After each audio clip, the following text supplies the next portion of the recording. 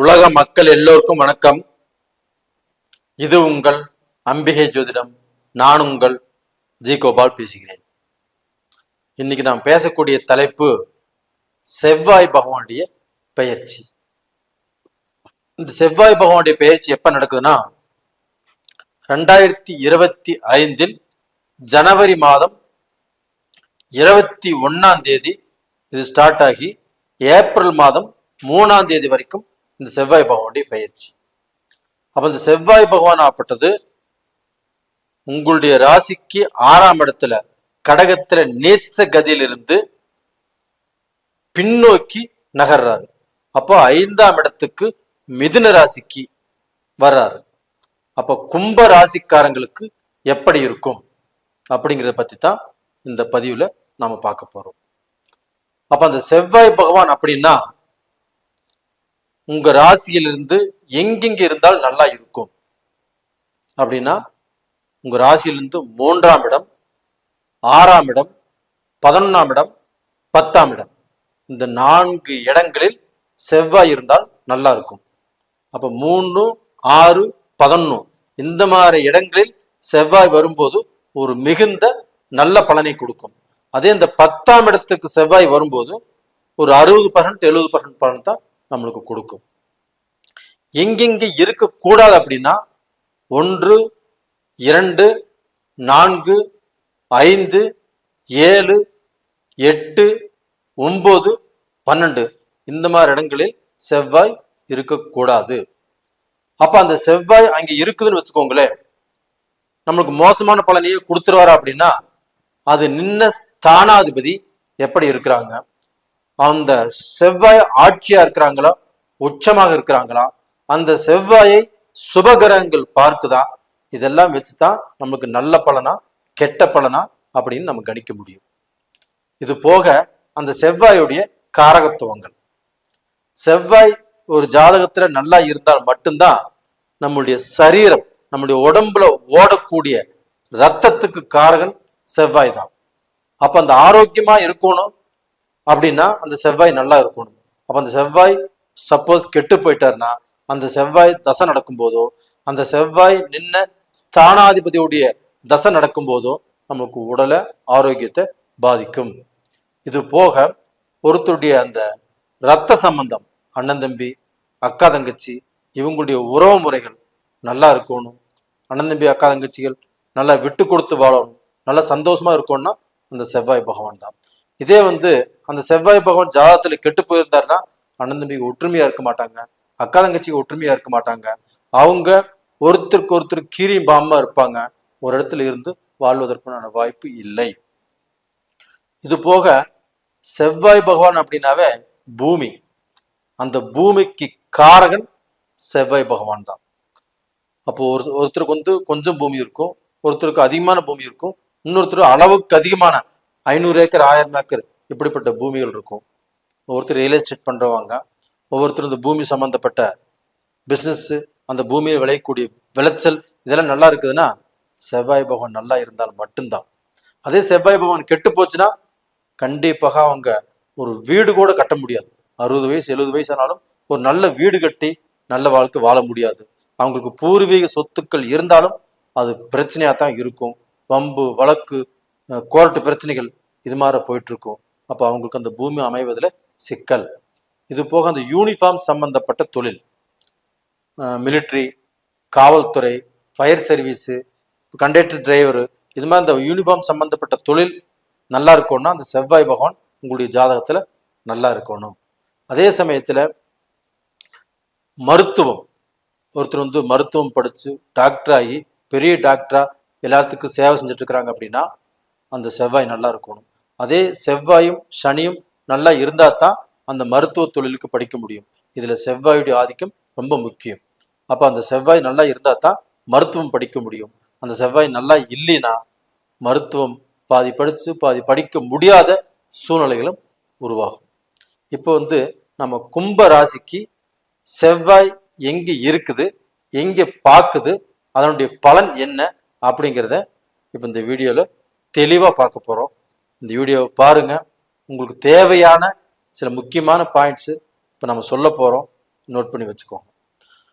அப்ப அந்த செவ்வாய் பகவான் அப்படிங்கிறது உங்களுக்கு 3ஆம் இடத்து அதிபதியும் 10ஆம் இடத்து அதிபதியும் உங்களுக்கு செவ்வாய். அந்த செவ்வாய் பகவான் இப்ப எங்க இருக்கிறாரு? உங்களுடைய ராசிக்கு 5ஆம் இடத்துல இருக்கிறார். நான் சொல்றது நல்லா புரிஞ்சுட்டீங்களா? அப்ப 5ஆம் இடத்துல செவ்வாய் இருக்கலாமா? இருக்கக்கூடாது. அப்ப அந்த செவ்வாய் அப்படி இருக்கிறார் அப்படின்னா அந்த செவ்வாயால கெட்ட பலன் தான் நடக்கணும். நான் என்ன சொல்லியிருக்கிறேன்? அந்த செவ்வாய் நின்ன ஸ்தானாதிபதி எங்க இருக்கிறாங்க, அப்ப அவங்க நமக்கு நல்லது செய்யறாங்களா கெட்டது செய்யறாங்களா அது ஃபர்ஸ்ட் பார்க்கணும். அப்ப அந்த செவ்வாய்க்கு வீடு கொடுத்த புதன் உங்களுடைய ராசியிலேயே இருக்கிறார், ஆட்சி பெற்ற சனியோடு இணைந்து இருக்கிறார். அதனால அந்த செவ்வாய் நின்ன இடம் 5ஆம் இடமாக இருந்தாலுமே அந்த செவ்வாய்க்கு வீடு கொடுத்த புதன் உங்க ராசியிலேயே இருக்கிறதுனால கண்டிப்பாக உங்களுக்கு நல்லதைத்தான் செய்வார். அப்போ உங்களுக்கு இந்த ஜென்ம சனியின் பிடியில் இருக்கிறீங்க, அந்த ஜென்ம சனி உங்களை விட்டு விலகப் போகிறது. அது போக இந்த செவ்வாய் பயிற்சியும் உங்களுக்கு ரொம்ப நல்லா இருக்கும். அப்ப நீங்க சொத்து வாங்குறீங்க, அந்த சொத்துல இதற்கு முன்னாண்ட வாங்கின சொத்துல சில பிரச்சனைகள் சில குழப்பங்கள் வந்திருந்தாலும், உங்களுக்கு பூர்வீக சொத்து பங்காளிகள் அவங்க மூலியமாக பிரச்சனை வந்திருந்தாலும் இந்த சொத்துனால இருக்கக்கூடிய பிரச்சனைகள் கண்டிப்பாக தீரும். இப்ப நீங்க இடம் விற்க முடியல, அந்த இடத்தை வித்து இப்ப கடனை கட்டி நம்முடைய மரியாதையை காப்பாத்திக்கோ நினைக்கிறீங்க, கண்டிப்பாக அது நடக்கும். இதற்கு முன்னாண்ட தடைப்பட்டிருக்கும். ஏன்னா அந்த செவ்வாய் நேச்ச ஸ்தானத்துல இருந்தார். 6ஆம் இடத்துல இருந்தாலுமே 6ஆம் இடத்துல இருந்து உங்களுக்கு நல்லதுதான் பண்ணணும். ஆனா செவ்வாய் இங்க நேச்சமாயிட்டாரு. அதனால உங்களுக்கு சொத்து விற்க முடியாது. அந்த சொத்து வித்தாலும் நல்ல ரேட்டுக்கு போகாது. அந்த சொத்தை வித்து கடனை கட்டலாம்னு நினைச்சாலும் கண்டிப்பா கடனை கட்ட முடியாது. அப்ப இந்த பீரியட்ல உங்களுக்கு சொத்து விற்க முடியும், நல்ல ரேட்டுக்கு போகும். அதனால உங்களுடைய பிரச்சனைகள் சால்வ் ஆகும். அது போக இந்த சமயத்தில் சொத்து வாங்குவோம்னு நினைக்கிறீங்க வச்சுக்கோங்களேன், கண்டிப்பாக வாங்கலாம். வாங்குவதற்குண்டான நல்ல பலன் இப்ப இந்த கிரக அமைப்புகள்ல நல்லா இருக்குது. அதனால சொத்து வாங்கறதுக்கும் இப்ப நல்லா இருக்கும். அது போக இந்த அண்ணன் தம்பிகள் அக்கா தங்கச்சிகள் உங்களுக்குள்ள மனஸ்தாபங்கள் மன சங்கடங்கள் மனக்குழப்பங்கள், இதுக்கு முன்னாடி நீங்க உங்க அண்ணன் தம்பி பார்த்து வெட்டியே போடலாம் அப்படிங்கிற குழப்பம் வந்திருக்கும். நான் செத்தாலும் அவங்க கூட சேரவே மாட்டேன் அப்படிங்கிற ஒரு வைராக்கியம் எடுத்திருக்கும். அந்த வைராக்கியம் எல்லாமே தளர்ந்து அடுத்தவங்க மத்தியஸ்தரை வந்து சொல்லி நீங்க எல்லாமே ஒண்ணு சேருவதற்குண்டான வாய்ப்பு நல்லா இருக்குது. அதனால ஒரு குடும்பம் கண்டிப்பா சேரணும், அந்த குடும்பத்துல நல்ல நிம்மதி நல்ல சந்தோஷம் கிடைக்கணும் அப்படின்னா இந்த பீரியட்ல அது நடக்கும். அது போக பாத்தீங்கன்னா அந்த செவ்வாய் பகவான் ஆப்பட்டது உங்களுடைய ராசிக்கு 11ஆம் இடத்தை பாக்குறாரு. அப்ப அந்த 11ஆம் இடத்தை அந்த செவ்வாய் பார்க்கறது லாபஸ்தானம். அப்ப அந்த லாபஸ்தானத்தை செவ்வாய் பார்க்கறதுனால உங்களுடைய மூத்த சகோதரர்களுக்கு இது நல்லா இருக்கும். அது போக நீங்க பூமி வாங்கிறது பூமி விற்கிறது இதுக்கு நல்லா இருக்கும். அது போக பாத்தீங்கன்னா அந்த லாபஸ்தானத்தை செவ்வாய் பார்க்கறதுனால பூமியால் உங்களுக்கு லாபம் உருவாகும். அது போக வெளிநாடு போனவங்களுக்கு வெளிநாட்டுல இப்போ இருக்கிறவங்களுக்கு நல்ல விதமான பலன் கண்டிப்பாக கிடைக்கும்.